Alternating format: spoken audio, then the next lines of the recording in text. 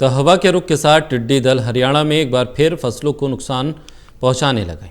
कृषि वैज्ञानिकों का मानना है कि इस बार टिड्डी दलों से निपटना पहले के मुकाबले आसान रहेगा, क्योंकि पाकिस्तान से भारत में दाखिल हुए टिड्डी दल अब कई हिस्सों में बढ़ चुके हैं। ऐसे में इस बार इस टिड्डी दल से निपटना आसान है। हरियाणा में टिड्डी दलों के असर को लेकर हिसार के हरियाणा एग्रीकल्चर यूनिवर्सिटी के डायरेक्टर रिसर्च से बातचीत के हमारे सहयोगी महेश कुमार ने।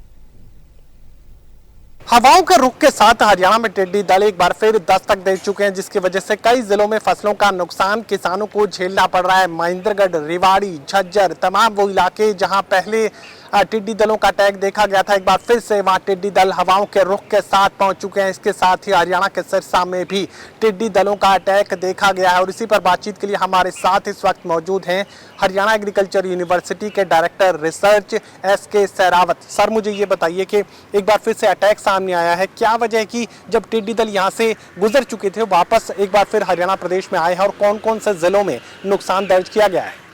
टिड्डी दल की जो मूवमेंट है हवाओं की दिशाओं के ऊपर काफ़ी निर्भर करती है।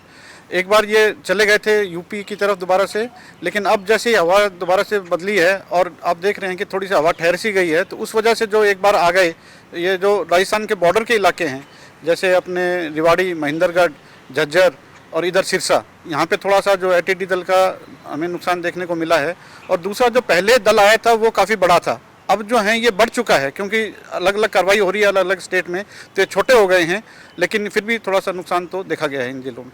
टिड्डी दलों के अटैक को लेकर तैयारियां सरकार की तरफ से की गई थी। एक रिपोर्ट भी सामने आई कि जिन कीटनाशकों का इस्तेमाल टिड्डी दलों के खिलाफ किया गया, दरअसल वो नकली थे। तो ऐसे में इन रिपोर्ट्स के साथ, नकली कीटनाशकों के साथ किस तरीके से आगे हम लड़ पाएंगे अगर ये हरियाणा के दूसरे इलाकों में भी दस्तक देते हैं? तो नहीं, कीटनाशक तो जो है आप रजिस्टर्ड दवा कीटनाशक दुकानों से ले रहे हैं, तो ऐसा तो नहीं होना चाहिए। सरकार की रिपोर्ट सामने आई जिसमें कीटनाशकों का इस्तेमाल, जो सरकारी खरीद की गई कीटनाशकों की टिड्डी दलों को रोकने को लेकर, वो दरअसल नकली सामने आया, और इसी को लेकर पूरा जो घमासान है वो देखने को मिला। नहीं, मेरी संज्ञान में ऐसी बात नहीं है, लेकिन मैंने जो रिपोर्ट्स देखी हैं, वीडियोस देखे हैं, उसमें जो फायर ब्रिगेड की गाड़ियों से जो इस्तेमाल किए गए हैं कीटनाशक, उनसे काफ़ी ज़्यादा इनको टिड्डियों को कंट्रोल किया गया है। और देखा जा सकता है कि काफ़ी मात्रा में ग्राउंड के ऊपर टिड्डियों की जो संख्या, मृत टिड्डियों की संख्या देखी गई है।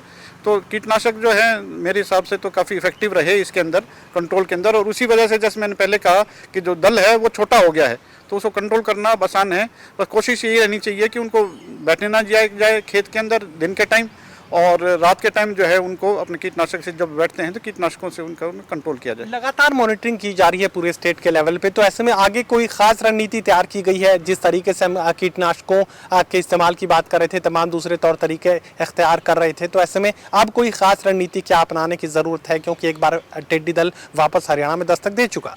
नहीं, तैयारियां तो काफ़ी पहले से चल रही हैं और काफ़ी पर्याप्त तैयारियां हैं। और आप देख सकते हैं कि जिला प्रशासन काफ़ी सजग है इस मामले में, जगह जगह एडवाइजरीज इशू हो रही हैं, और उसकी वजह से काफ़ी कंट्रोल के अंदर है। लेकिन क्योंकि मात्रा इन टिड्डियों की काफ़ी रहती है, स्वान के अंदर मूव करते हैं, तेज़ी से मूव करते हैं, तो उसमें एक कोशिश ये रहती है कि भाई इनको अपने प्रदेश से जो है निकाला जाए जल्दी से जल्दी, और नुकसान को कम से कम किया जाए। एक बार फिर ये बता दीजिए तमाम किसानों को कि उनके खेत में अगर टिड्डी दल का अटैक होता है तो वो क्या कुछ कर सकते हैं, कौन से ऐसे तरीके हैं जिससे फसलों को टिड्डी दलों के अटैक से बचाया जा सकता है?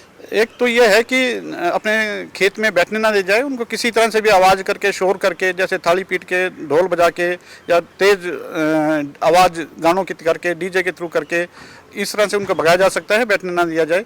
दूसरा जो युद्ध स्तर पे काम है वो जिला प्रशासन की तरफ से होता है, जिसमें आप ट्रैक्टर माउंटेड स्प्रेज हैं वो यूज़ करते हैं, फायर ब्रिगेड की गाड़ियाँ हैं वो इस्तेमाल करते हैं। और किसान अपने स्तर पे यही है कि उनका चौकस रहें, ज़्यादा पैनिक ना हो, क्योंकि अगर 400-500 तक की भी अगर टिड्डी दिखाई देती हैं तो उनको बस बैठने ना दें, उनको उड़ा दें आगे की तरफ।